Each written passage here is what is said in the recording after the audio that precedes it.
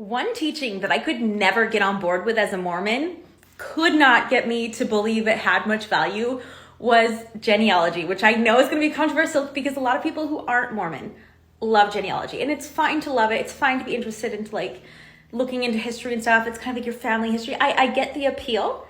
In Mormon doctrine, though, genealogy is supremely important because you need to be linked or sealed to all of your ancestors all the way back if you want to be saved, right?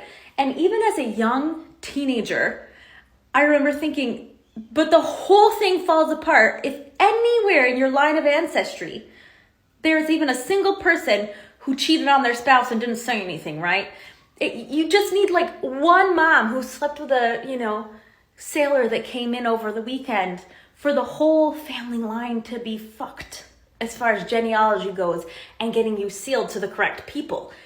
And as a Mormon, I would bring this up, like genealogy, I get why people are drawn to that, why they like it, but unless everyone was super honest about what their lineage was, and I mean, I don't know if you've ever hit a royal when you're going through your genealogy and your lineage, but they like to say they had all sorts of ancestors.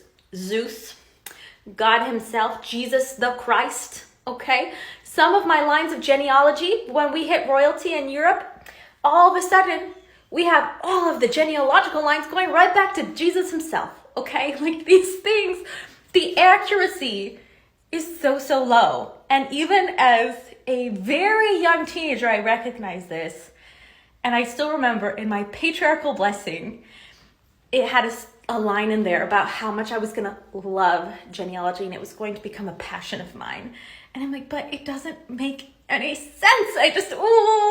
It was too illogical for me. And like, I hated it so much. Did anybody else have a problem with that? And even when I would bring it up with the other adults and stuff and ask them when I was a kid, like, hey, but doesn't this whole like being sealed to your family thing fall apart if there's even one ancestor somewhere along the line who cheated on somebody else, and then you've baptized and sealed all these people to yourself, all these family members, but they're not actually your family members, the whole thing falls apart, right? And you know what people answer to that? They change the subject. They change the subject immediately and are like, well, people back then were better at following the law of chastity than they are now. And I'm like, since the beginning of humankind? No, I'm sorry, I'm not going for that.